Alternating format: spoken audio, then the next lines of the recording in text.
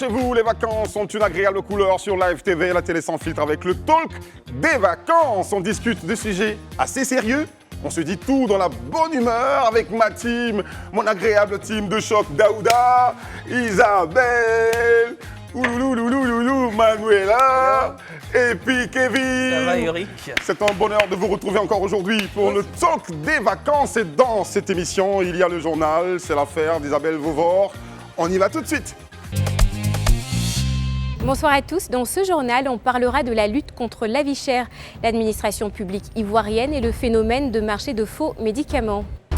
Lutte contre la vie chère, le Premier ministre va lancer le projet de pôle agro-industriel dans le Nord. Le Premier ministre Patrick Hachi est attendu demain, mercredi 27 juillet, à Cinématiali pour procéder au lancement de plusieurs projets agricoles en vue de lutter contre la vie chère. Il s'agit entre autres de la pose de la première pierre du projet de pôle agro-industriel et de celle d'un agroparc. À cela s'ajoute le lancement officiel des travaux du barrage de Sologo dans le département de Korogo, ainsi que de la visite de celui de Solomougou. Tous deux des barrages hydro-agricoles. L'ensemble de ces actions vise à accroître les rendements en matière de production vivrière, d'éviter des ruptures durant toute l'année et de réduire la dépendance du pays aux importations alimentaires. Ce sont au total 9 pôles de développement agricole intégrés que le gouvernement ambitionne de développer dans le cadre de la mise en œuvre du Plan national de développement 2021-2025 et du Programme national d'investissement agricole de deuxième génération. Fonction publique, 14 000 fonctionnaires attendent leur prise de service. Le ministre de la fonction publique, Anne-Désirée Ouloto, a présidé hier la 3e rencontre semestrielle d'échange de son département avec les directeurs de ressources humaines des ministères sur les états des affectations des admis aux sessions 2019 à 2022 des concours administratifs. Elle a indiqué que plus de 14 000 agents attendent encore leur prise de service. Pendant ce temps, les gestionnaires de ressources humaines de l'État émettent un besoin de plus de 38 000 agents à recruter pour pallier le déficit de personnel dans l'administration publique. En plus, ce sont près de 3 000 départs à la retraite qui sont à prévoir cette année. Notons que ces rencontres semestrielles visent à corriger progressivement les nombreux dysfonctionnements observés dans l'administration publique. Et la filière équine en Côte d'Ivoire, les centres équestres recommencent à tourner après la crise de la maladie des chevaux. Les centres équestres, notamment celui de Koumassi, tournent à nouveau à plein régime.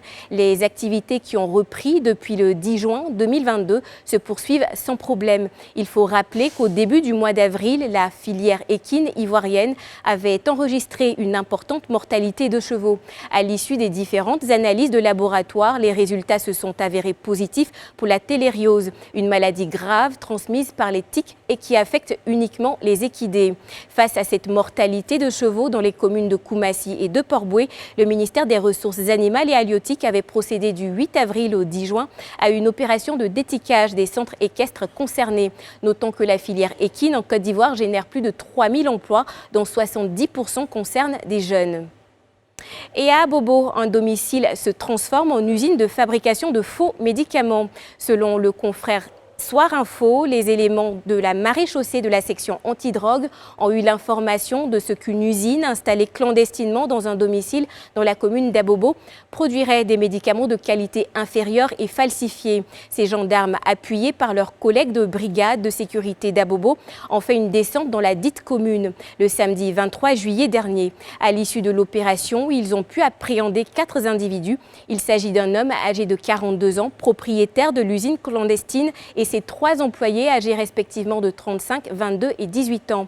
Les éléments des forces armées y ont découvert une importante quantité de médicaments de qualité inférieure et falsifiés, d'un poids total de 1,7 tonnes, ainsi que de la matière première, des récipients vides et près de 1,3 tonnes d'emballage. La valeur marchande de ces médicaments de qualité inférieure et falsifiés est estimée à 7 millions de francs CFA. Une enquête est en cours pour voir les marchés approvisionnés par cette usine. Et Emmanuel Macron au Cameroun, arrivé hier à Yaoundé, première étape de sa tournée africaine. Emmanuel Macron a été reçu ce matin à la présidence camerounaise. Les échanges entre les deux chefs d'État étaient essentiellement portés sur la coopération entre leurs pays. Une relation que le président français entend consolidé. Ce dernier a affirmé vouloir renforcer la coopération de sécurité et de défense, particulièrement en matière de formation. Emmanuel Macron a par ailleurs renouvelé le soutien de son pays au processus de décentralisation du Cameroun avant d'évoquer l'impact de la guerre en Ukraine sur la crise alimentaire mondiale. La France souhaite à ce titre s'investir davantage dans le secteur agricole camerounais. Et voilà, c'est la fin de ce journal. L'école de la deuxième chance, ça fait l'actu et on en parle sur le plateau de Talk des vacances. À tout de suite. Merci Isabelle. Nous avons dans notre Talk des vacances la revue de presse de nos titrologues. Et c'est maintenant dans le micro-kiosque. Suivons ensemble.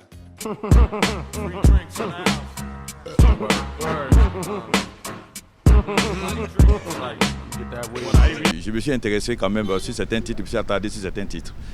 Notamment le retour du ministre Thiam, voilà, qui a annoncé sûrement pour les ancêtres du Premier ministre Akouna Bian. D'après les titres, les gens ne s'accordent pas sur la date de retour. Ce matin, je regardais comme ça les informations, les journaux. Et ce qui m'a un peu attiré, ce sont les résultats du bac.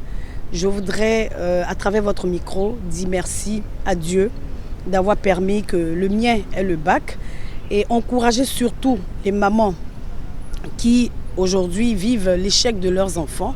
Mais je pense que chacun a sa part de responsabilité dans l'échec. Que ce soit l'enfant, que ce soit les parents, que ce soit la société elle-même. Tout récemment, le Premier ministre a fait un point sur ça par rapport à la vie chère, tout ça là. Bon, il a dit qu'ils vont se réorganiser pour revoir certaines choses, voilà, pour que la population soit encore plus en sécurité, quoi. Les décisions qui sont prises concernant la vie chère, on ne sent pas ça, quoi. On sent pas. J'ai regardé les journaux tout à l'heure et vraiment ce qui m'a beaucoup marqué, c'est les trois grands. Les racontes au palais la dernière fois, moi ça m'a beaucoup plu. Donc ça doit donner l'exemple. Qui qu'il soit, tu es au pouvoir, chaque dirigeant veut s'inspirer de la paix pour développer son pays. Sans la paix, rien n'est acquis. Mais ils vont se rencontrer à Msokoro, c'est déjà un acquis. Donc moi j'encourage ça, que nous aussi, la population, qu'on emboîte les pas. Et c'est important. Je retiens beaucoup d'informations du résultat du bac de hier. On dit la Côte d'Ivoire fait 30% d'admis. J'ai vu que c'est un peu. C'est pas trop ça. L'école d'Ivoirien est devenue un truc qu'on ne peut pas comprendre. Ce qui la région de ce truc, ce sont les élèves, ils ne travaillent pas. Et chaque jour, ils sont dans les maquis, dans les bars, ils ne touchent pas. Mais c'est le jour des examens qu'ils sont poussés pour aller faire la toucherie, tout ça là. C'est à cause de ça que le système ivoirien est devenu bas. Les résultats des examens scolaires sont connus, 28% donc pour le taux de réussite au BEPC et 30% pour le baccalauréat, ce qui veut dire que sur les deux examens, on a un taux d'échec ou de restant de 70% parmi ceux-ci. Il y en a donc qui seront admis à redoubler et certains donc, qui pourront sortir ou qui pourraient sortir du système éducatif en Côte d'Ivoire. Pour ceci, l'État a une solution. L'école de la deuxième chance. Comment définit-on donc cette expression, ce concept? Quelles sont les opportunités donc de réinsertion qu'offre cette école de la deuxième chance? C'est tout de suite dans Ça fait l'actu. 30% de réussite au baccalauréat, Kevin. Ouais. Qu'est-ce que ça t'inspire? Bah écoutez, c'est beaucoup mieux que l'année dernière. L'année dernière, je crois que c'était 29%. Autour de 29%. Cette année, c'est 30%. Juste un peu mieux. Voilà, c'est augmenté d'1%. C'est pas si mal que ça. D'accord. Puis en même temps, il n'y a pas beaucoup de place dans les universités, donc 30%, c'est bien. Je sais pas. D'accord. Ouais, moi, je suis tout à fait d'accord avec Kev. Très bien. Je dirais qu'on fait un peu mieux. Tu as raison quand même que nos voisins. Je crois qu'on est à 9% en Guinée pour les résultats du bac. Ouais. Ou ça, mais je trouve ça insuffisant à titre personnel. Très bien. Insuffisant à titre personnel, c'est pourquoi les 70% restants, ils ont une autre chance. OK, l'école de la deuxième chance, on en parle avec toi. Oui, c'est quoi la définition de ce concept? Alors, avant de revenir même sur la définition de ce concept, effectivement, les 29% sont encore insuffisants, tout simplement parce qu'on a eu également un système éducatif qui a subi en fait les affres de la guerre qu'on a vécue pendant une dizaine d'années, qui justifie aujourd'hui en fait cet état de fait. Depuis 90. La guerre est finie, ça fait 10 ans. Oui, mais je veux dire, quand quand on part en fait depuis 90 avec beaucoup d'échauffourées qu'il y a eu au niveau du système éducatif, je prends exemple avec l'instabilité institutionnelle due à toutes les grèves de la FESI qu'il y avait eu. Il y a eu les états généraux de l'éducation nationale en juillet 2021 qui ont révélé en fait que les établissements sont vétustes, que les équipements sont vétustes, qu'il y a un manque criard en fait d'effectifs des enseignants. Voilà, donc en fait il faut d'abord baliser tout ça avant de pouvoir, comment dirais-je, aller sur un système éducatif assez performant qui va nous permettre de pouvoir avoir donc un taux satisfaisant. Mais pour moi, je veux dire, partir de 29% à 30% aujourd'hui, c'est clairement insuffisant. Mais c'est tellement insuffisant. On C'est va dire que c'est la même chose pratiquement parce que 29, 30, c'est 29, beaucoup. Au regard de l'ambition que la Côte d'Ivoire veut se donner, je pense qu'il faut véritablement miser sur son éducation et donc il faut véritablement, en fait, comment dirais-je, axer beaucoup plus de politique en faveur de l'éducation. Donc vous êtes d'accord avec ? Moi, je suis d'accord avec, mais en plus, ce qui me fait le plus plaisir dans l'histoire, c'est que cette année, il y a eu plus de filles qui ont été admises au bac. Et je pense que c'est quelque chose à saluer quand on sait l'analphabétisme qu'il y a déjà en Côte d'Ivoire et c'est les femmes qui subissent en fait. Mais au BEPC aussi. Oui, donc je veux dire qu'on peut compter sur les femmes. Girl power. Ça fait plaisir à entendre toujours. Voilà, moi, c'est ce qui me fait plaisir. Comme par hasard, aujourd'hui, les féministes. Non, je suis féministe, mais je suis pour la polygamie. Il a fini par avouer. Il a fini par avouer. Alors, quel est le système d'insertion donc à cette école de la deuxième chance ? Alors, il faut d'abord définir ce que c'est que l'école de la deuxième chance. Très bien. Et le terme école de la deuxième chance a été choisi à dessein. On ne parle pas d'école de la seconde chance, parce que si on dit école de la seconde chance, c'est-à-dire qu'il n'y aura pas une troisième. Il n'y a pas de troisième chance. De troisième vague, voilà. Donc, quand on dit première, deuxième, c'est-à-dire qu'on peut avoir également une troisième, une quatrième, etc. Donc, il est bon d'abord de rappeler ceci. Ensuite, ce qu'il faut savoir, c'est que l'école de la deuxième chance est un programme de formation de masse mis en place par l'État de Côte d'Ivoire, qui permet donc à des jeunes de pouvoir s'insérer dans le tissu socio-économique à travers donc des métiers essentiels, des métiers nobles, qui leur permettraient donc de pouvoir vivre décemment. Ils sont quand même 350 000 jusqu'à 400 000, comment l'État va s'arranger avec tout ce monde ? C'est un programme en fait qui va jusqu'en 2030 et qui vise 1 million de personnes à insérer, 1 million de jeunes. Donc je pense que ça pourra résorber en fait la totalité de ces jeunes qui sortent. C'est par mois ? Comment ça va se passer ? Alors c'est réparti par période jusqu'en 2030. Par exemple, pour ce que je sais, des chiffres que j'ai reçus, je crois, il y a 400 000 jeunes qui doivent être insérés d'ici 2024. D'accord. Voilà, grâce à ce programme.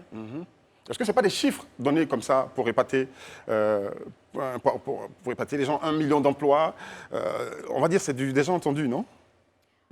Bon, c'est du déjà entendu, mais je pense qu'on ne peut pas non plus aller sur un truc fictif. Après, c'est quelque chose qui sera perspective et palpable. Je veux dire, quand on insère un jeune, on sait qu'il a été inséré, il est décompté, etc. etc. Donc, je pense que ça sera visible aux yeux de tous. Et je pense que les chiffres ont été émis parce qu'effectivement, il y a eu un calcul qui a été fait sur la base en fait, des possibilités que l'État avait. Et bien entendu, l'État ne peut pas agir tout seul, donc, de concert avec donc, la société civile, comment dirais-je, le secteur privé, etc. Donc voilà. Manuela, une petite réaction dessus ? Non, si ce n'est de dire qu'on fait bien d'insister parce que l'éducation nationale, on le sait, on ne va pas faire la langue de bois, est un des plus grands chantiers de l'État de toute façon. Donc c'est préoccupant, l'avenir nous le dira et pourvu que ça fonctionne, on peut que souhaiter que ça. D'accord. Qu'est-ce qu'il y a exactement dans le contenu donc, de cette école de la deuxième chance? Parlons de la pratique. L'insertion, on est au courant, on en a parlé. Alors, ça va se passer comment? Cette école de la deuxième chance, comment se fait le recrutement? Ils sont nombreux, on l'a dit tout à l'heure, 350 000 à 400 000. Comment le choix va se faire? Quelles sont les opportunités d'ailleurs? Alors, je ne sais pas pour la Côte d'Ivoire, mais à titre d'exemple... Vas-y. Non, j'allais dire, je ne sais pas ce que ça vaut pour la Côte d'Ivoire, mais le deuxième chance, cette école de la deuxième chance, ce concept, il existe déjà en France, par exemple. Et cette école a aussi cette mesure, ce dispositif a pour objectif de lutter contre le décrochage scolaire et accompagne les jeunes sans diplôme et sans qualification de 18 à 25 ans. Et là, on constate en fait, quand cette école, je veux dire ce stade de la vie survient, on constate que finalement, l'enseignement professionnel reprend presque ses lettres, je vais y arriver, de noblesse, c'est ça. puisque chaque jeune suit en fait une formation en alternance en entreprise et des apprentissages individualisés. Et puis, ils ont également des formations en mathématiques, en informatique, en langue pour se remettre à niveau éventuellement. Et puis, des stages en entreprise pour redécouvrir ou découvrir des métiers. Et puis, construire un projet professionnel. Donc, non, je pense qu'il y a quelque chose à faire en Côte d'Ivoire. Très bien. Vous voir? En fait, quand elle dit qu'il y a quelque chose à faire en Côte d'Ivoire, quelque chose est déjà fait en Côte d'Ivoire. Très bien. Oui, c'est déjà fait en Côte d'Ivoire par le. Mais le chiffre est énorme quand même. Non, c'est qu'elle dit. Si tu me lèves, laisse y arriver, on va y arriver ensemble. Vas-y, mon frère. Voilà. L'idée, c'est qu'en fait, il y a la formation, ce qu'on appelle la formation par apprentissage, en fait. D'accord. Voilà. Il y a beaucoup d'élèves qui sortent du système. Ou bien il y en a même qui se sont juste arrêtés au CE2, CM2. Je suis sûr que ton mécanicien, sûrement, ne comprend pas très bien le français, tout et tout, il ne connaît pas tous ces trucs, mais il maîtrise la mécanique. Très bien. Donc, ce que l'État de Côte d'Ivoire fait par le biais du ministère de l'enseignement technique et de la formation professionnelle, on fait ce qu'on appelle la formation duale. D'accord. Il passe un peu de temps à l'école.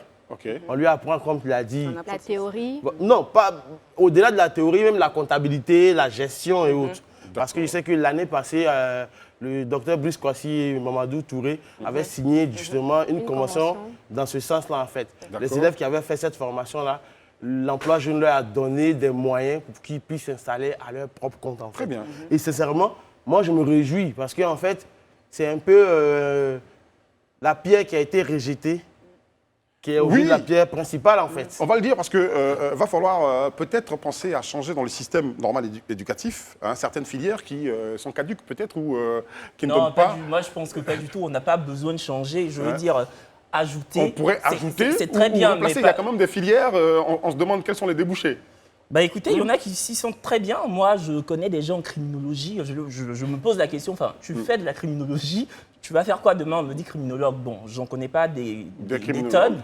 Mais je me dis, si le mec, il se sent bien là... Quelle est la masse employable en criminologie en Côte d'Ivoire? Je dis, quand on sort de cette formation-là, où est-ce qu'on s'oriente? Bah écoutez, il y en a qui finissent commissaire de police, il y en a qui finissent justement Kevin, au passage, tout le monde peut être commissaire de police. Non, c'est un exemple parmi tant d'autres. Moi, je ne suis pas pour supprimer certaines filières, mais je suis pour l'ajout. Mais si je peux me permettre, Eric, pour les filières, pas forcément, mais en tout cas, il faudra les reconsidérer. Pourquoi? Parce que, je le disais tout à l'heure, il faut redonner ces lettres de noblesse à l'enseignement professionnel technique. Très bien. Pourquoi? Parce que c'est un enseignement qui favorise l'apprentissage en pratique. Voilà. Et aujourd'hui, quand on arrive dans le monde du travail, et qu'on trouve ces jeunes-là sur le terrain, généralement les plus efficaces et les mieux qualifiés, ce sont ces élèves qui sont issus de ces filières professionnelles-là. Donc nous, on disait, je me rappelle au collège, en France, en tout cas, on parlait bac pro, bac technique, on disait cas sociaux.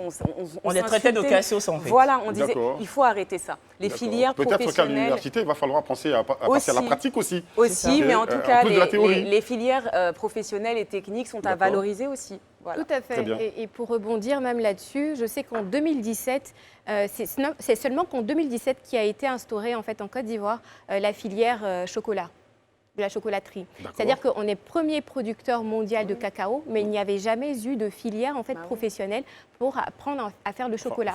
C'est-à-dire que nous on produisait en fait le cacao ici, et c'était exporté en Suisse, et c'est là-bas en fait qui avait donc la matière. Je veux dire, le métier en fait de chocolaterie. C'est la Suisse qui fait le produit fini. Exactement. Donc il y a eu un cadre de collaboration qui a été signé entre donc la Suisse et la Côte d'Ivoire, qui a permis donc l'instauration de la filière chocolaterie en Côte d'Ivoire, et c'est au centre de formation. Daouda est un pur produit de la formation technique de cette école de la deuxième chance. Son exemple pourrait nous édifier, non? En fait, pour vous dire la vérité, c'est vrai qu'Isabelle a essayé d'enrober les mots. Oui, le mot a été bien choisi. Franchement, même l'école de la seconde chance, ça me pose un problème. Oui, moi aussi. Ça me pose un problème. On ne dit pas seconde chance, on dit deuxième chance. Même si c'est la millième chance. Dès l'instant qu'il y a chance, comment devrions-nous l'appeler alors? L'école autrement. Ou l'école autrement. Je suis très heureux. Vous vous entendez aujourd'hui, c'est super. C'est de bon augure. Je dis, en fait, pour moi, je veux dire, l'enseignement technique et la formation professionnelle est toujours resté le parent pauvre du système éducatif ivoirien. D'accord. Pourquoi est-ce que je dis cela? Lorsqu'on est en troisième et autres, dès qu'on arrive à un certain niveau, quand on voit que généralement que le niveau n'est pas trop bon, pour ceux qui sont ivoiriens, ils savent, on te donne la fiche jaune. La fiche jaune, c'est que tu as un âge qui est un peu avancé. D'accord. Ou bien soit ton estime, comme tu as dit, vous êtes des cas sociaux en fait. On peut rien faire pour Donc, toi. on peut rien faire au pour niveau toi. de l'enseignement général. On a passé notre temps depuis les années 70 jusqu'à aujourd'hui à dire il faut aller à, comment on appelle ça, pour être bien vu, il faut que tu sois dans un bureau. Il faut être à la fonction publique, il faut être dans le privé, au cadre et autres. Mais pourtant, le plombier, les bénisses, mais quand tu arrives... Est-ce que tu expliques là, la Côte d'Ivoire sortait de l'indépendance quand même, il faut nous concéder quand même l'évolution crescendo de... Non, mais là, on moi je parle de... Non, là, tu nous ramènes en arrière. Tu nous ramènes en arrière à une époque. Mais la mentalité n'a pas changé. Parce que les cartons jaunes dont tu parles... Non, Eric, la mentalité n'a pas changé. Parce que, pourquoi est-ce que le gouvernement se bat? On me dira que je suis le tribun du gouvernement, c'est pas bien grave. Pourquoi il se bat pour qu'aujourd'hui, on puisse mettre, en fait, en avant l'enseignement technique? Très bien. Parce qu'aujourd'hui, tu parlais de la France, mais pour éviter les remous sociaux en France, mais c'est ce que la France a utilisé. Absolument. Grâce à cette formation par alternance, en fait, ils ont pu passer de 350 000 jeunes à 800 000. Parce que quand tu travailles, tu n'as pas le temps d'aller manifester dans la rue. D'accord. Quand tu as quelque chose à manger, tu n'as pas le temps de battre le pavé, en fait. Très bien. Et je pense que c'est à ce niveau-là. En fait, je suis tellement d'accord avec lui que je voudrais justement renchérir. Et pour renchérir, tu dirais? À force justement de jeter l'opprobre sur justement les jeunes qui veulent s'insérer dans un système professionnel, on leur dit subtilement qu'intellectuellement, tu n'es pas du tout abouti. Et que tu es très bête, tu vois. Pourtant, on constate qu'il y a des jeunes qui s'engouffrent dans des systèmes dits généralistes, le bac littéraire, scientifique, semi-scientifique, qui passent le bac 1, 2, 3, 4 fois, qui échouent, mais qui justement ne veulent pas, qui persistent, qui insistent, parce qu'on leur rabâche toute la journée, que tu dois être dans un bureau, tu dois faire une formation juridique, tu dois aller à l'université suivre, par exemple, une série littéraire comme des lettres modernes, et qui terminent peut-être...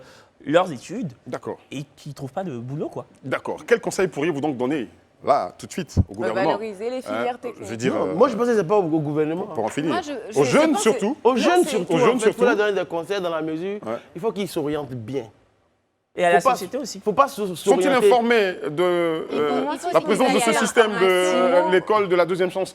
Est-ce qu'on a communiqué assez dessus? Vous pensez qu'ils sont au courant? Oui. Moi, je dirais déjà un élément aussi de solution, c'est les parents, à l'intention des parents, d'être déjà un peu plus attentifs aux aptitudes, aux passions, aux compétences de vos enfants, de les écouter davantage, parce que généralement, un enfant qui fait ce qu'il aime, il n'a pas de problème, il s'épanouit dans ce système-là. Donc, de privilégier la communication entre enfants et parents et d'être un peu plus attentifs et de revaloriser difficile aujourd'hui de savoir ce qu'un enfant aime, parce qu'ils sont tous sur les tablettes et tout ça, c'est compliqué. Oui, mais on observe, on voit quand même leurs aptitudes à travers des activités et plein de trucs. Et puis la communication aussi. Voilà, il faut communiquer. Mais je pense bien qu'au-delà de tout ça, le ministère de l'enseignement technique et de la formation professionnelle, de l'insertion, je pense qu'ils ont ajouté insertion.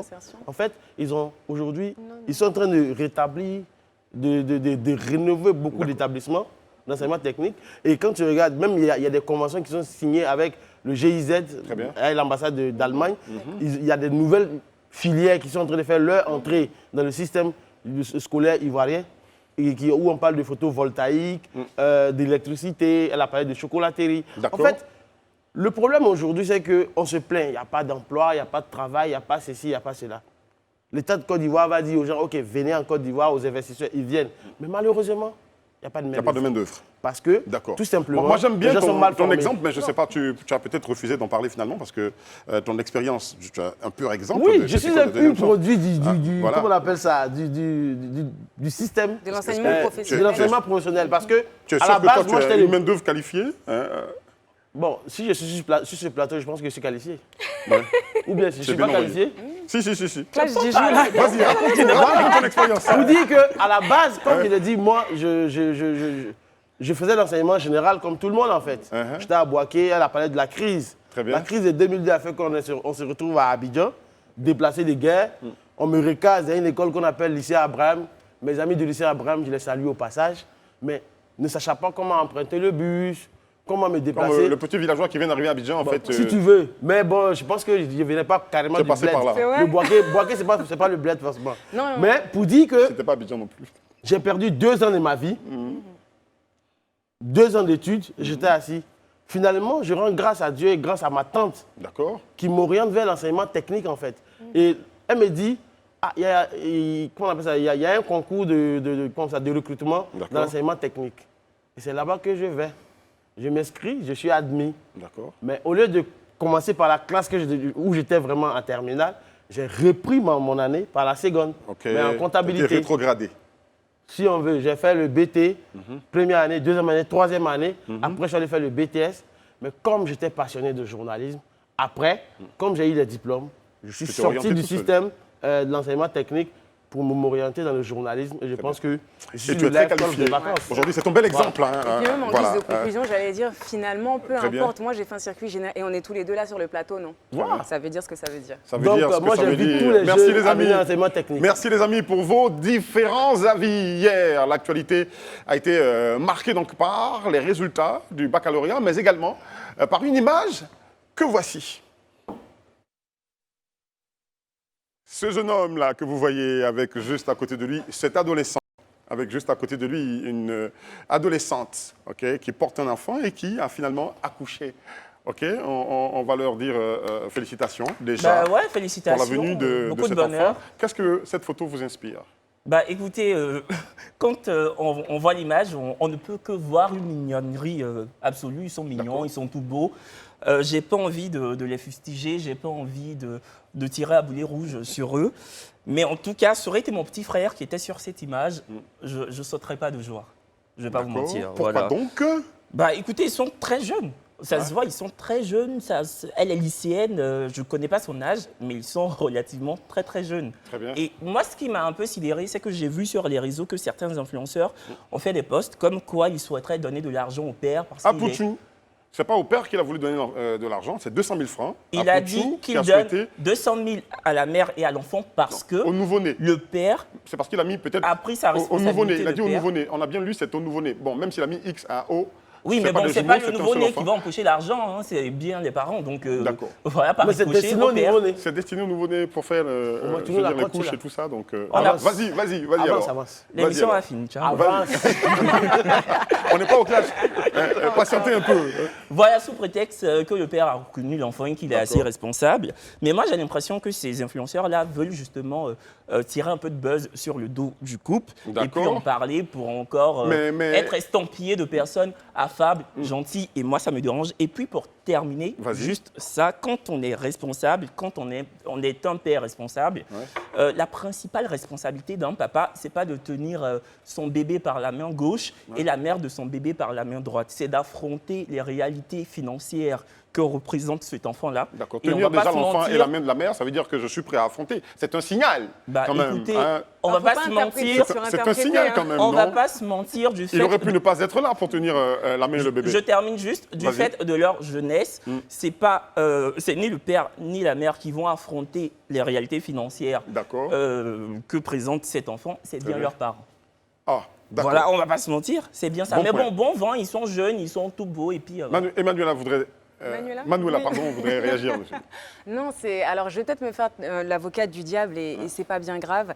Alors c'est très bien, bien sûr que c'est mignon de voir deux jeunes comme ça. Et puis on se dit que c'est pas mal qu'à cet âge-là, à un âge où généralement on n'a pas conscience, ou en tout cas peu conscience de certaines réalités, de voir ce jeune homme à côté de son enfant et prendre les siennes. Mais sincèrement, je ne peux pas encourager ça. Je ne peux pas encourager ça quand on connaît les réalités de la grossesse en milieu scolaire en Côte d'Ivoire. C'est 3400 grossesses survenues dans les écoles de Côte d'Ivoire depuis septembre 2021. Et en fait, je rejoins un petit peu ce que Kevin... c'est pas le prof qui a enceinté la jeune fille. Dieu merci, mais pour rejoindre ce que Kevin disait, je trouve ça dommage. Alors, ça ne vaut pas pour ce jeune homme qui est là, mais je trouve ça dommage parce qu'on a tendance souvent à s'extasier d'un qu'un père s'occupe de ses enfants et ce genre de choses. C'est pas un miracle, en fait, de s'occuper de son enfant, c'est un devoir. Dans la loi et religieusement. D'accord, voilà. Ça c'est le côté féministe qui apparaît. Ou pas, non. Non, c'est la norme. C'est ça, faut pas me taxer de féministe parce que un papa qui s'occupe... On félicite une maman qui s'occupe de son enfant? C'est la norme. Jamais, c'est la norme. Isabelle, voilà. Ton point de vue, il est important. J'ai envie de dire... Non, j'ai envie de dire... Fâché. Voilà, coup de gueule. Coup de gueule. Que je suis assez choquée en fait de voir que c'est ce type d'image qui... Il n'y a donc personne quand même pour encourager le jeune homme pour cette initiative. Non, mais on ne va pas lui dire des trucs sur son enfant. On a dit qu'ils sont mignons, qu'ils sont beaux, mais c'est assez... D'accord, on va la laisser terminer. Isabelle. Non, voilà, moi, coup de gueule, parce que sur les réseaux sociaux, je veux dire, pourquoi une telle image suscite autant d'engouement, je ne comprends pas. Honnêtement, moi, je ne comprends pas. Parce que pour moi, c'est totalement inadmissible. En fait, ils sont tellement jeunes, avoir un enfant à cet âge-là, et puis finalement, l'avenir de cet enfant, s'ils n'ont pas de parents, je ne sais pas, je dis n'importe quoi, mais s'ils n'ont pas de parents, comment est-ce qu'ils vont s'occuper en fait de cet enfant? C'est vrai, Manuel a soulevé en fait le nombre de cas de grossesse en milieu scolaire, mais j'ai envie de dire, c'est même plus que ça. C'est plus de 5000 cas de grossesse en milieu scolaire, grossesse précoce, je veux dire. Donc voilà, moi, j'encourage pas du tout. D'accord. Est-ce qu'on pourrait parler de démission des parents? Oui, quelque part, il y a des missions des parents dans l'éducation aussi, il faut se le dire. Moi, je ne suis pas d'accord. Si je peux aller au bout de ma pensée, bien sûr qu'il y a des missions. Alors, je ne dis pas pour tous les parents, et je ne parle pas dans ce cas-là, je ne connais pas leur vie. Mais je dis, bien sûr, quand on constate, les chiffres parlent d'eux-mêmes, quoi. Je veux dire, à l'école, il y a un certain... On ne parle pas d'université, on parle d'école, donc d'enfants qui ont généralement entre 6 et 16 ans. Et je pense qu'à l'école, on va pour autre chose que faire des grossesses d'abord. Maintenant, il y a les accidents de la vie qui arrivent. Voilà, une grossesse peut survenir, un enfant est là. Et puis chez nous, on a coutume de dire qu'un enfant, c'est toujours une bénédiction. C'est jamais une malédiction. Merci Manu. Mais, Daouda, on t'a pas entendu sur ce... Franchement, sur ce sujet, j'ai pas envie de me prononcer parce que j'ai un avis assez mitigé en fait. Mais non, vas-y. Moi, je suis assez mitigé parce que Manuela m'a déjà arraché les mots de la bouche concernant les grossesses en milieu scolaire. Très bien. Mais en même temps, je suis un peu heureux pour les pères, en fait. Parce qu'aujourd'hui, ce n'est pas facile pour beaucoup de personnes. On voit beaucoup de personnes, de grandes personnes, qui mettent en scène des femmes et qui fuient leurs responsabilités. Il a quel moyen? C'est ça, la vraie problématique. C'est l'enfant, il a quel moyen? Il compte certainement sur ses parents. Carrément, en fait. Et je pense que dernièrement, on a eu un gros débat sur la toile. D'accord. On a vu des gens dire « Ah, il ne faut pas épouser une femme qui a des enfants, déjà, tu vois. Si ce jeune-là, aujourd'hui, à son jeune âge, arrive à... Mais il compte sur quoi? C'est un lycéen. Moi, je suis d'accord avec toi, mais c'est pas parce qu'il prend ses responsabilités qu'on doit congratuler. Déjà, sur ses parents, non? Parce que s'ils sont arrivés à ce stade, ça veut dire que. Il y a des gens, qui ont 30 ans à la psychologie qui comptent encore sur leurs parents. Oui, c'est vrai aussi. Ils vivent dans la maison de leurs parents. Excusez-moi, on dit qu'il compte sur ses parents, mais moi j'ai avancé cet argument-là, mais on n'est pas sûr, on ne le connaît pas. Il a trouvé un travail où il ambitionne d'en trouver un. On ne sait pas, il ne faudrait pas. Je te dis de façon personnellement. Un homme, c'est vrai qu'on n'a pas besoin de féliciter un homme qui assume ses devoirs, mais sincèrement, je veux dire pour son jeune âge, quand on regarde c'est un élève. Vous parlez d'homme. Quand vous dites homme, moi je dis, excuse-moi de te couper, mais quand vous dites c'est un jeune homme, on le félicite dans cette prise de responsabilité, s'il vous plaît, parce que c'est un jeune homme, c'est un lycéen. Il aurait pu, pris de peur, face à ses responsabilités, s'enfuir. Il est resté, il lui tient la main avec son bébé, on va y aller, on va affronter tout ensemble. Ça déjà, la main sur le cœur, petit, courage. Vas-y, bonne avance, continuation. Mais en même temps, je veux dire, ça recommence. On va pas encourager les autres. Je veux dire simplement, pour sensibiliser justement, voilà, c'est ce que je dis. Merci à vous tous. C'est un sujet très intéressant. On aurait pu y aller à fond dessus encore quelques minutes, mais vous savez, le temps qui nous est imparti court. Merci à tous ceux qui nous suivent. Vous faites bien. On va se marquer une petite pause et se retrouver juste derrière. De retour sur le plateau du Talk des vacances sur Live TV. Retrouvez-nous du lundi au vendredi 19h45 sur les canaux 6 de la TNT et 206 des bouquets Canal+. Place maintenant au clash du jour.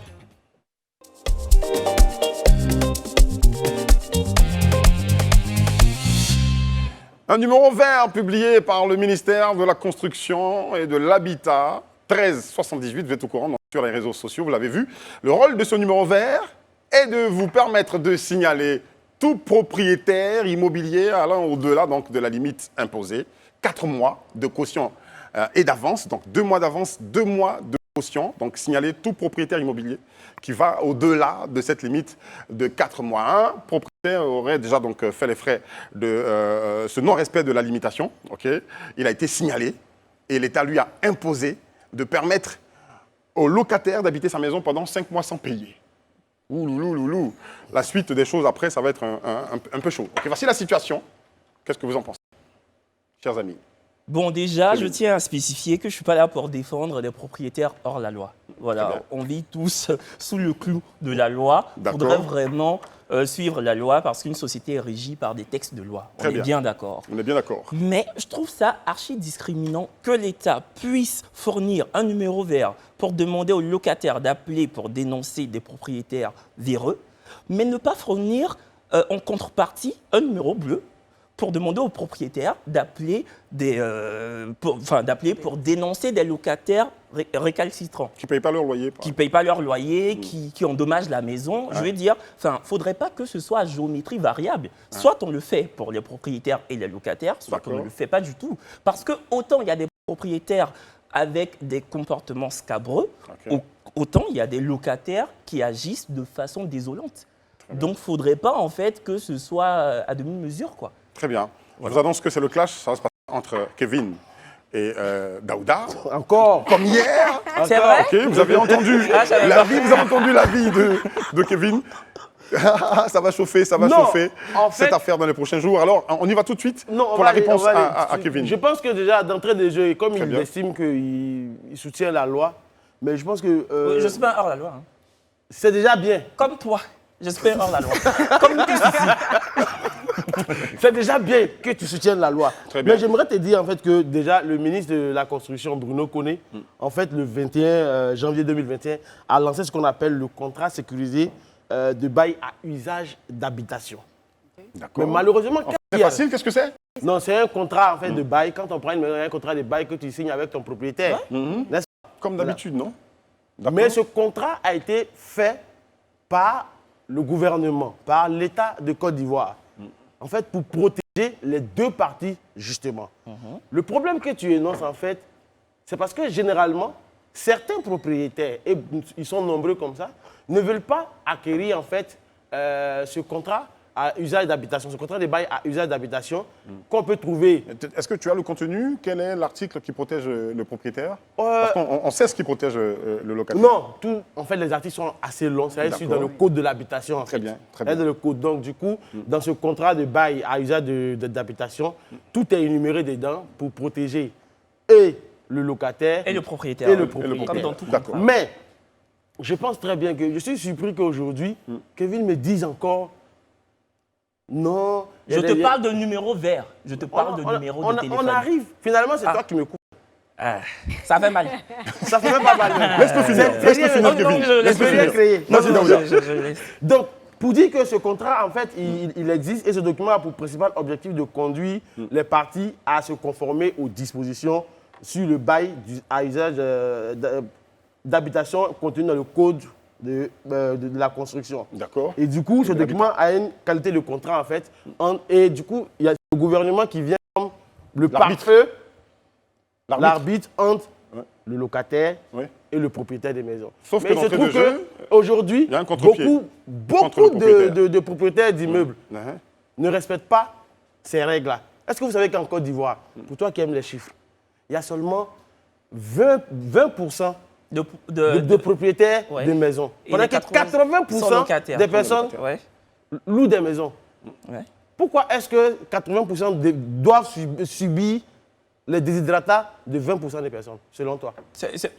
D'accord, je vais te répondre. Très bien. Bah, écoute, il faut savoir en fait que pour être rentier, un rentier, pour ceux qui ne le savent pas, c'est quelqu'un qui ne travaille pas et qui vit que de ses loyers qu'il perçoit. Donc, pour être rentier, il y en a qui ne brassent pas des milliards. Il y en a qui travaillent sur 20, 10, 30, 40 ans pour pouvoir ne serait-ce que construire un immeuble de 2 niveaux. Tu vois ce que je veux dire?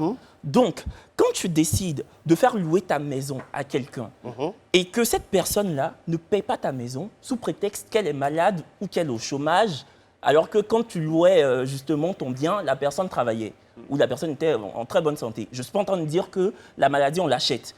Mais il faudra aussi qu'on se mette à la place. Moi, je ne suis pas propriétaire, hein.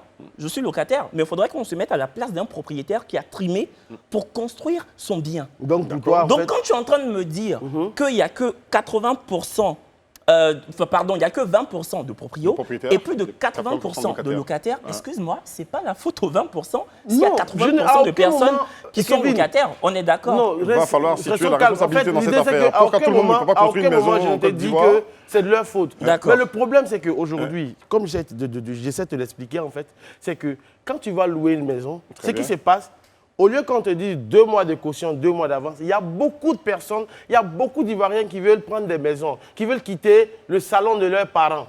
Mais malheureusement, ils ne peuvent pas louer une maison parce qu'il faut payer 5 mois de caution, 5 mois d'avance, et souvent, il faut mettre 1 mois d'agence dessus. Et souvent, pour louer une seule maison, tu te retrouves à payer 1 million, 1 million 2, voire 2 millions pour une maison. Combien de personnes peuvent le faire? Et c'est pour cette raison que... Est-ce que ce n'est pas parce que ce propriétaire, justement, qui a construit sa maison, a fait un gros investissement à cause de l'inflation, la cherté, par exemple, du sac de ciment? Non, chef, quand on se lance dans l'immobilier, on est dans... Comment on appelle ça? On est dans de l'investissement à long terme, en fait. Parce que, comme on le dit chez nous, vraiment, brique ne pourrit pas. D'accord. Vraiment, c'est à long terme. D'accord. Donc, ton retour sur investissement, tu le fais sur de longues années. Tu ne peux pas décider. Tu trouves des petites maisons à la Riviera, à Rikiki, des studios, 150, 200 000, et on te dit de payer souvent jusqu'à 10 mois, 1 an. Non, frère, c'est abusé. Ça, c'est plus d'actualité en Côte d'Ivoire parce que cette loi vient... Et chose bizarre, pour terminer, je vais te laisser vraiment parler sur ce coup. En fait, sincèrement, chose bizarre, quand il y a problème et que le locataire doit partir pour lui restituer son dû, chef frère, c'est la croix et la bannière. D'accord. Ok.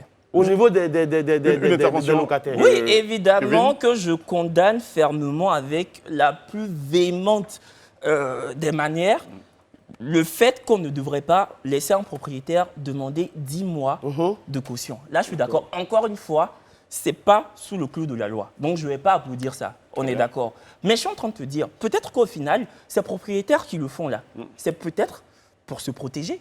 Parce qu'ils sont bon, là, tu es dans la spéculation. À mi-parcours de ce débat. Tu spécules dans leur tête. Tu n'es pas à leur place, tu ne peux pas passer à leur place. Et je pense que... Ils veulent se protéger de quoi? Tu sais au moins ce que peut-être veut dire. Non, ne parlez pas tous ensemble, attention. Parlez pas tous ensemble, Kevin, ils veulent se protéger de quoi? Je pense qu'il paraîtrait que tu penses. Tu sais que c'est pas parce que tu énumères beaucoup de mots et que tu parles beaucoup plus vite et beaucoup plus fort que c'est beaucoup plus audible. Ça n'a rien à voir. C'était quoi la question? Parlez pas tous ensemble. Ça ne sert à rien de lancer des pics comme ça. Parlez pas tous ensemble, le propriétaire veut se protéger de quoi? Je te prends au mot. Justement, peut-être que les propriétaires qui le font, et je le condamne, mais peut-être qu'ils veulent se protéger, ils se disent, bon, je le mets dans ma maison, s'il n'arrive plus à payer mon loyer, parce qu'il faudrait savoir que quand un locataire n'arrive pas à payer un loyer et que le propriétaire saisit un juge, le juge donne 3 mois au locataire pour... 3 mois sans payer? Oui, pour maxi, pour restituer le loyer. Tu vois ce que je veux dire? Et pendant ces 3 mois-là, le propriétaire, il fait comment? Il mange comment? Il rentabilise comment? Il se nourrit comment? Est-ce que l'État a invité les propriétaires à la table de la discussion avant de voter cette loi? Avant de répondre à cette question, ce que tu dis n'est pas totalement juste. Quoi? Parce qu'il faut que je le précise en fait. Parce que ce qui se passe dans notre pays ici, c'est que les propriétaires se donnent tous les droits en fait. C'est quoi qui n'est pas juste? Les 3 mois, c'est faux?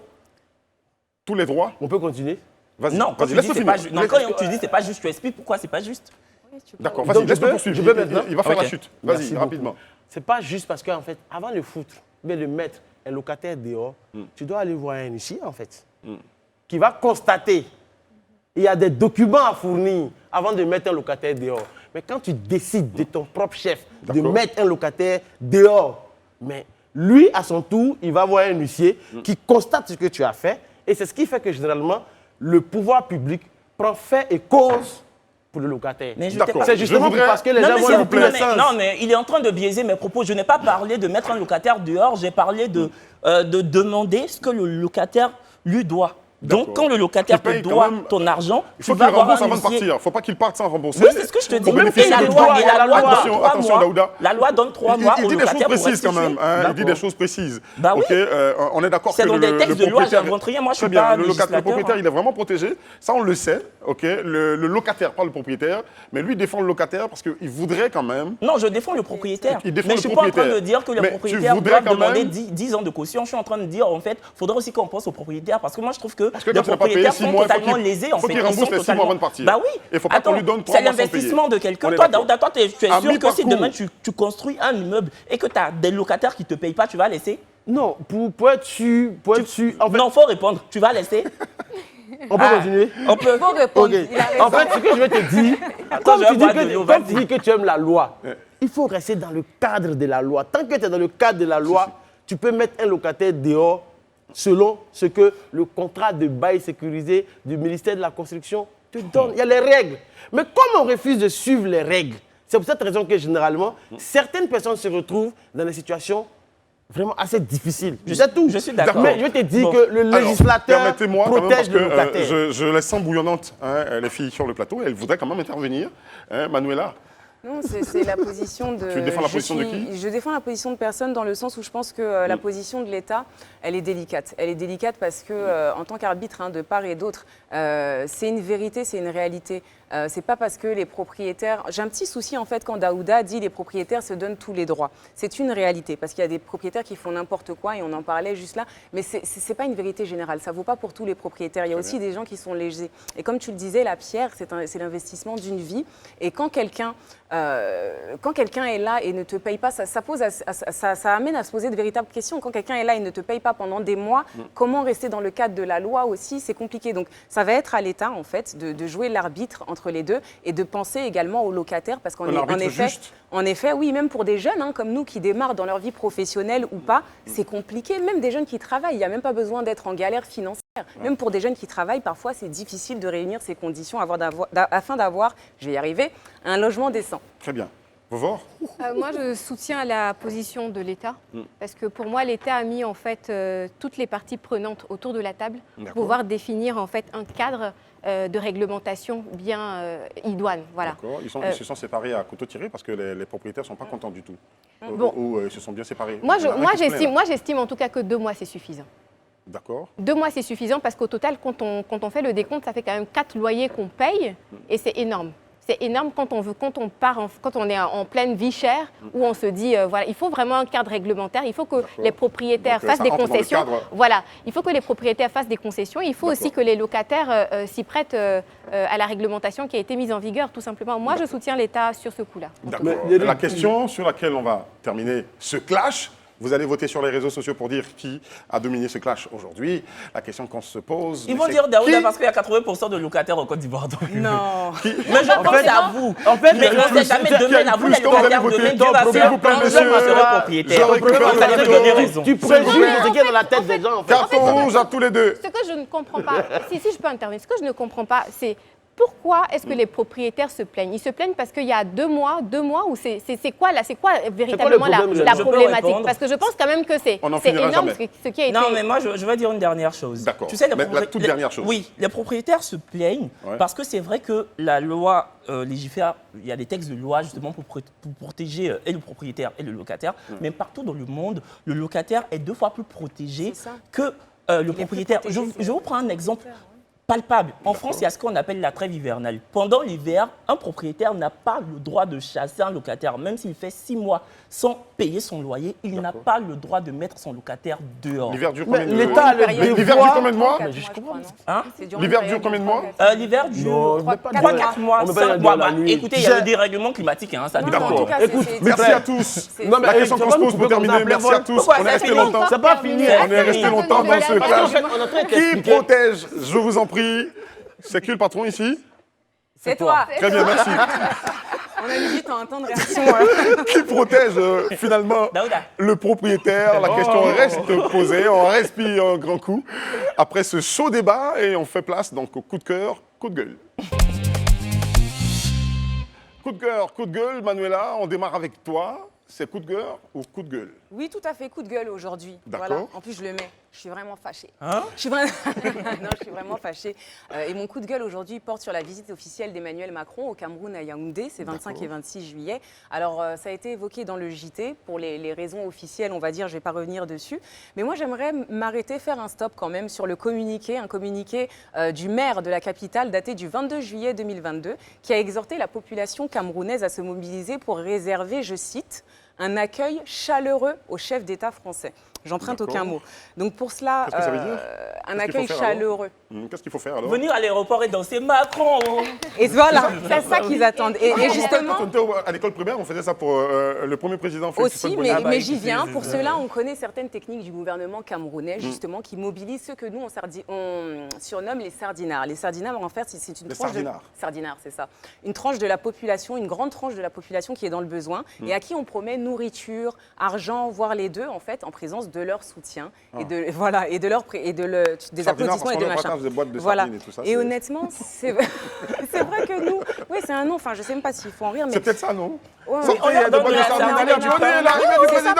le repas de fortune, entre guillemets. C'est notre garba à nous, le repas du pauvre, entre autres. Enfin bon, il y en a d'autres. Et honnêtement, on a une forme de résilience, nous, un peu camerounais, quand il s'agit de commenter l'actualité politique, il faut l'admettre, tant la machine politique est enrayée, en fait.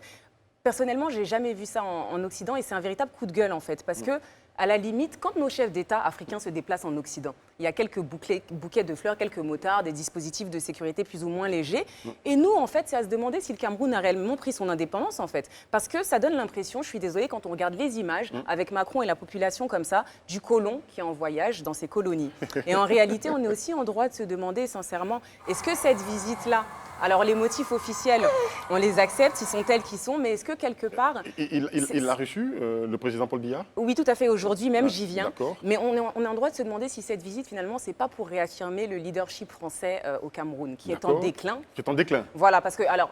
Ça reste un de nos partenaires privilégiés. Il y a quand même 200 entreprises françaises toujours implantées au Cameroun. Mais voilà, on a des partenaires, on privilégie d'autres partenaires économiques comme la Chine, l'Inde, ce genre de choses. Et sachant que Macron continue en plus sa tournée en Afrique francophone, il sera ensuite au Bénin et il sera en Guinée-Bissau. Il s'est déplacé avec des opérateurs économiques? Alors, avec le ministre du Développement, les Affaires étrangères et ce genre de choses. Mais on sait que voilà, ça va discuter ça, faut pas se mentir. Donc non, moi, vrai coup de gueule. Qu'est-ce qui pourrait être à la base de ce déclin du positionnement de la France? C'est simplement qu'on a d'autres partenaires. On a la Chine qui se positionne. Par exemple, avec la Cannes, je pense qu'on a tous vu, la Chine a construit et on en choisit d'autres. On a peut-être aussi des contrats avec ces Chinois-là ou avec d'autres interlocuteurs qui sont plus avantageux pour nous que les contrats qu'on avait négociés avec les Français. Et puis voilà. Et je voulais, si je peux me permettre, je sais que c'est un tout petit peu long, mais vraiment qu'on se quitte, qu'on clôture cette chronique sur ça, qu'on se quitte avec un extrait de la conférence de presse aujourd'hui donnée par les chefs d'État, Emmanuel Macron, Paul Biya. Et sincèrement, j'ai pas d'autres commentaires que je vous laisse en fait décider s'il faut en rire ou en pleurer. D'accord. On écoute ou on regarde.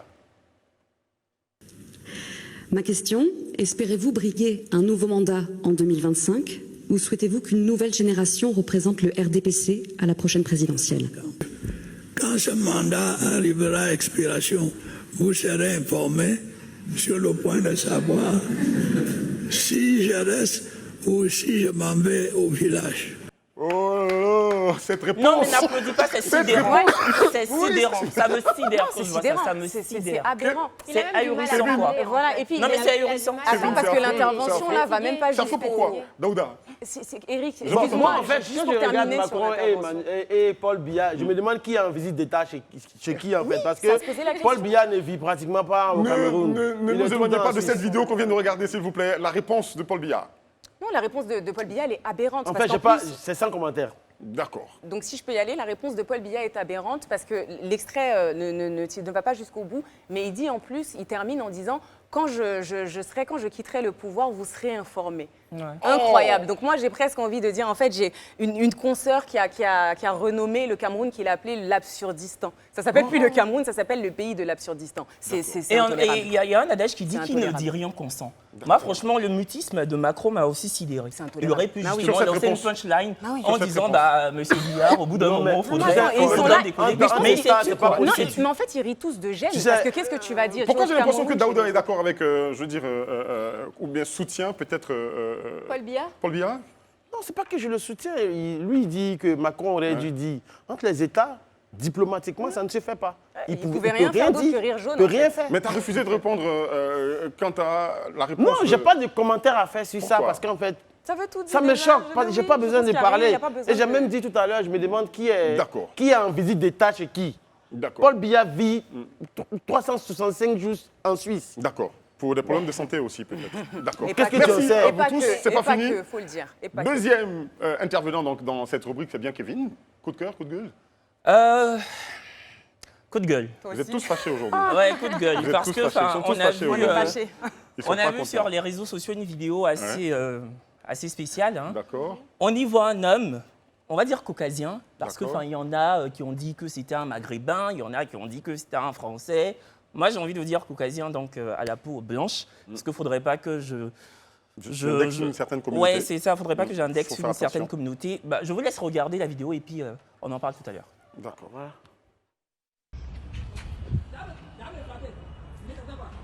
Mais il est malade.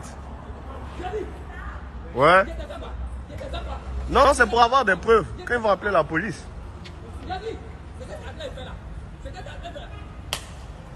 Il est malade. Il doit la lumière. C'est pas normal. C'est quelqu'un qui s'est caché, qui a filmé cette vidéo et qui l'a postée sur les réseaux sociaux. Hein, un homme qui bat un autre avec une batte de baseball. C'est quand même un métal assez dur. C'est ça, moi-même, à la base, je ne savais pas qu'il y avait de... C'est terrible. Je ne savais pas en fait que justement ce bâton de baseball existait en Côte d'Ivoire. Je n'ai jamais vu quelqu'un jouer ou justement participer à ce sport ici. Et merci à la personne qui a filmé parce que justement ça permet de dénoncer. Comme quoi les réseaux sociaux, il y a aussi du bon, voire beaucoup de bon. Mais je ne sais pas si c'est un Maghrébin, si c'est un Français, si c'est un Chinois, qu'importe. On ne parle pas là de race ni de nationalité. Et je sais On pas ne fait ce pas que... du tout une incitation à la violence non plus. C'est ça, Voilà. parce que la violence ne se résout pas avec la violence. Et je ne sais pas ce que cet homme noir a fait, mais ça ne justifie pas cette violence déconcertante. Très bien. Et il y a quelques personnes à côté qui font rien, en fait. Moi, c'est ce qui m'a choqué. Il y a le vigile juste derrière le portail qui regarde. Bah oui, qui regarde comme si justement c'était un film, alors que non, c'est pas une série, c'est pas un film, Le vigile, il est c'est employé, pas du théâtre. Il est employé par le syndic en fait. Et le vigile, il est à côté. Regardez, il y a deux vigiles là sur l'image. Il y en a un qui est là, qui fait semblant de... Et puis, quand on tape, il se recule. Bravo, hein, monsieur le vigile. En tout cas, moi, je ne sais pas ce que vous en pensez, mais je pense que ce acte est condamnable, il doit être condamné et il doit répondre de ses actes devant la justice. Devant la justice. Parce qu'en fait, quand on le voit là, il y a vraiment un sentiment d'impunité. Il se dit, je vais faire ça et puis quoi. Et puis, ça ne va pas quelque part. Voilà. Je pense que c'est dans une cité, hein, donc c'est au portail d'une cité. Donc, il y a un gros sentiment d'impunité là. Regarde, genre, Wow, je te tape un c'est peu, terrible. vite fait, oh, je te regarde, je te Et l'autre retape. qui ne réagit pas du tout. Bon, Daouda, Isabelle, les Ça filles, m'énerve. faisons donc un tour de table pour vos réactions face à cette image. Non, moi je rejoins le coup de gueule de Kevin. Hein. Je veux dire, D'accord. c'est extrêmement choquant ce qu'on vient de voir à l'écran. Après, voilà, il faut que justice soit faite. Il faut que justice soit faite. Bien sûr. C'est ça. Moi, je n'ai pas le contexte. Je ne peux pas m'exprimer sans avoir tous les tenants et aboutissants du contexte. Mais quel que soit bien le sûr contexte, c'est est-ce que... aberrant. Non, mais voilà, même très sans bien, ça, quel que soit le Je peux aller au contexte. bout de ma phrase. Vas-y. C'est aberrant, bien sûr, de voir ça. C'est aberrant. Daouda, Bon, je suis dans la même logique que Manuela, en fait, puisque je n'ai pas les tenants et les aboutissants du problème. Mais pour moi, rien ne justifie la violence. Déjà, il faut que la personne qui a été violencée porte plainte d'abord. D'accord. Parce qu'il n'y a pas d'accusé s'il n'y a pas de plaignant. C'est pas un fait isolé, hein. De toute façon, on s'en souvient. Je pense que ce genre de situation, ça arrive. Et un chauffeur de taxi avait été bastonné en pleine rue hein, par deux c'était deux Libanais. Voilà. Des Ça, usagers, c'est- oui, voilà. mais bon, laissons les races Et dehors. ça, c'est- Voilà, donc dans tous les cas, je pense que ta vidéo, c'est une très bonne vidéo, mais malheureusement, je veux dire, cherchons à comprendre. Cherchons à comprendre. Alors au-delà de l'image que nous venons de voir, ok, cherchons à comprendre. Je pense qu'il faut aussi inciter en fait le monsieur en rouge à porter plainte. Parce que le plus grand problème que nous avons en Côte d'Ivoire, c'est qu'on n'aime pas porter plainte. Merci. Et au niveau On de la laisse tomber, on réponse- dit je laisse à Dieu en fait. C'est ce qu'on dit souvent. Je laisse Non, à mais Dieu. c'est surtout Je laisse quand- pour moi à Dieu. C'est surtout tu qu'on vas pense voir. que justement C'est ça il qu'on n'y aura dit. pas de débouché, tu vois. Ou peut-être de qu'on n'a pas confiance. représailles et que justement la plainte sera peut-être classée sans Ou suite. peut-être, Kevin, qu'on n'a pas confiance en notre système judiciaire. Tu soulèves une grosse question. Moi, j'ai là. pas, j'ai- Oh non, là moi, là là. j'ai pas envie de fustiger la C'est un autre justice. débat. Je pense que la justice ivoirienne fait son travail, un peu comme le gouvernement, n'est-ce pas, Daouda? Non, parce qu'il y a beaucoup qui se disent, il y a beaucoup, quand ils sont dans ce genre de situation, victimes, beaucoup se disent, celui qui fait ça contre moi... Il a beaucoup plus d'argent, beaucoup plus de moyens, beaucoup plus de connaissances. Beaucoup plus de connaissances. Qui suis-je, moi, Il a un vrai réseau. pour gagner contre lui, Exactement. en fait. Alors qu'il ne faudrait pas penser comme ça, parce que croyez-moi qu'il y a des procureurs qui ont du cœur. Non, et puis je crois que c'est Daouda qui non, en fait, les gens... Daouda, je crois que ce qui évoquait ça, l'utilité justement comment dire, de renforcer la répression. Voilà, c'est ça en fait. C'est qu'aujourd'hui, on a des gens qui se sentent impunis et puis c'est valable pour ça comme dans plein de domaines. Parce que la répression en Afrique, elle n'est pas réelle. Quand on frappe au portefeuille là où ça fait mal, en général... L'impunité doit s'arrêter. On est obligé. Si tu permets... Je suis obligé de vous arrêter là. Non, juste 2 secondes. Le vrai problème, en fait, c'est que généralement, on a l'impression que c'est de l'impunité. Mais c'est parce que souvent, les gens, ils ont des préjugés. Je ne porte pas plainte. Je suis qui? Merci d'avoir réagi sur ces 2 coups de gueule. Ok, on espère que prochainement, vous allez avoir monsieur, quand on a la force, on ne peut pas battre, on prend la main. Kevin, c'est fini. Sinon, on va pratiquer. C'est la pause tout de suite, hein, donc on revient tout de suite. On revient juste après. L'actualité vue par notre ami de Perpignan, mon très cher ami de Perpignan le Baoulé. Donc, on ne peut pas laisser passer, c'est la rubrique qu'il nous envoie maintenant. On l'accueille ensemble en applaudissant, s'il vous plaît. Oh là là, oh là là là là. Alors, c'est comment? Je garde ça. Non, parce que toi, souvent, quand on t'écoute, on ne sait pas, on doit se fâcher, on doit être content. Même non, avec moi, on ne se fâche pas. Ça va quand même, voilà. Azoui, maintenant, c'est une émission de vacances, mais vous mentez. Tout ce que vous avez dit là, qu'est-ce qui est vrai dedans? Tout est vrai. En tout cas, c'est plus vrai que ce que tu as fait. Mais regardez, vous parlez de... Non, mais attends, vous parlez de... Il n'y a pas de filière, on a eu bac, mais il y a des filières. Tu as eu ton bac, toi? Non, parlons de filière. C'est pas le bac d'abord. Mon frère dit, il y a filière. On peut créer des filières. Il y a filière riz. Il y a filière manioc. Tout cela. Comment on peut mettre école agronomique au plateau? Il y a forêt là-bas. Il y a filière pastorale. Qui veut devenir pasteur? C'est un nouveau bac. Prête, c'est un nouveau bac. Pourquoi vous voulez que les gens ne calent forcément à l'université? Bon, bref. Et puis votre affaire de, qu'on appelle caution, 2 mois de loyer, 2 mois d'avance. Première intervention, ça j'aime. Ouais, voilà. Cool. 2 mois de loyer, 2 mois de...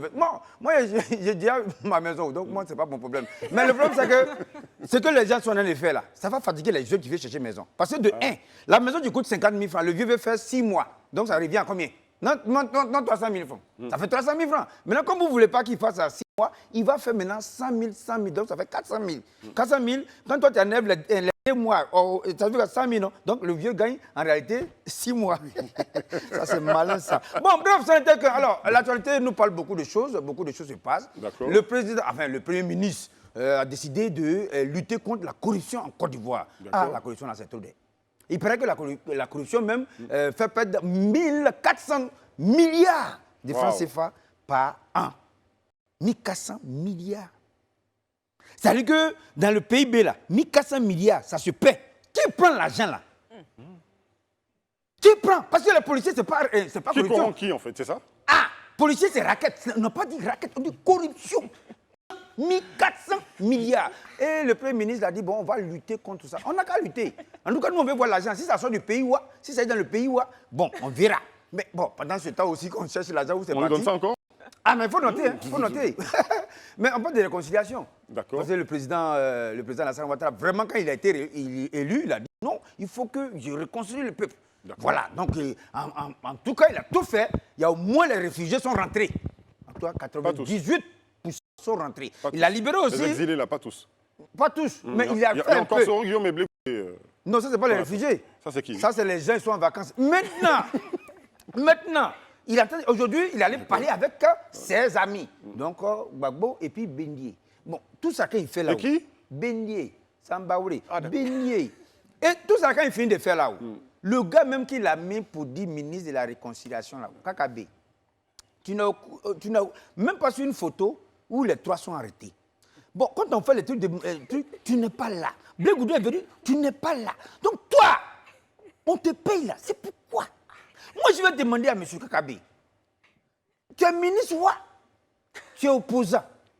Bon, maintenant, quand on parle de la vie chère, M. le Premier ministre, son budget là, est-ce qu'on ne peut pas pour subventionner un peu le claclo ou bien la loco ou bien fou même c'est de l'argent, on gaspille cadeau, il ne réconcilie rien. Bon, bref, je ne faut pas gâter le travail de quelqu'un. Alors, tu as déjà gâté, hein? Non, je n'ai pas gâté, j'ai parlé de ça. Parler de ça n'est pas gâté. D'accord. Voilà. Alors, vraiment, vous avez eu bac, vous êtes content, n'est-ce pas? Oui. Là, les parents sont contents, mon enfant a eu bac, oui, d'accord. Allez-y. Nous, on est là, on vous attend parce que l'inscription en ligne a commencé. D'accord. On dit qu'on a qu'à payer 3 000 francs pour le privé et 6 000 francs pour le public. Et il y a près de 2 600 000 élèves qu'il faut inscrire cette année. Donc, si tu fais calcul, ça fait près de 8 milliards. Bon, cet argent-là, quand vous allez prendre là, c'est pourquoi? Attends, nos enfants là, nous-mêmes, on doit payer impôt sur enfant, ou bien impôt sur école, je ne sais pas. Dès que tu fais ton enfant, on dit qu'il faut l'envoyer à l'école. Toi, tu es heureux, école est forcée, école est obligatoire. Non, ça vous te dit, envoie, on prend garantie. Là, comme ça, on peut te gruger. Ça, c'est la grugeation. C'est la grugeation. Tu as vu? Donc, on paye impôt sur nos enfants aujourd'hui. Bon, moi, je me dis, voilà, on finit d'aller à l'école maintenant, voilà, diplôme, il n'y a plus filière. On dirait qu'on n'est pas obligé d'aller à l'école. Il faut travailler la terre aussi. Voilà. Alors, je vais finir parce que je pars à Paris, je n'ai pas le temps. Et quand on parle de l'école, bon, on a fini de payer l'institution en ligne. En même temps, la ministre de l'enseignement supérieur, en même temps, elle aussi a dit, bon, vos concours là, ça va commencer. Concours administratif, meilleur, ça va commencer. Et c'est le 3 septembre. Bon, l'année passée, on a eu près de 120 000 candidats qui sont partis. Ils ont fait visite médicale avant d'aller passer le concours. Ça veut dire que toi-même là, tu t'en fais visite d'abord et puis tu t'en passes. Et visite là, c'est payant. C'est combien? Bon, ta voisine, pour toi. Donc personne ne vous est administratif. Mais moi, par exemple, bon, on fait au moins 14 000 par là. Ça, je dis ça comme ça. 10 000. Bon, toi, tu fais Ken. Alors, 10 000. Si on passe sur toi, 10 000 et 120 000 candidats. Donc, multiplié par 10 000. Très bien. Maintenant qu'on finit de payer tout ça, là, on prend seulement 22 000. L'année passée, ils ont pris 22 000 personnes seulement. Si les 120 000, ça veut dire que 100 000 sont restés. L'argent des 100 000, là, c'est où? Tu fais le compte ce soir. C'est où? Donc, cette année-là, madame la ministre, nous, là, on dit, il faut faire concours, là. Laisse-nous aller composer. Celui qui gagne, là, il s'en va faire visite médicale. Celui qui paie, il ne paye rien. C'est tout. Pourquoi? Tu es sûr qu'on va gagner, mais on va gagner d'abord et puis on va aller faire concours, là. Là, on va voir où ça fait mal. Merci. Est-ce qu'on peut applaudir de Perpignan, s'il vous plaît? On lui envoie des cœurs. On se donne rendez-vous pour demain, même heure, sur Live TV, dans le talk des vacances. Et vous avez intérêt à être avec nous parce qu'ici, tout se dit.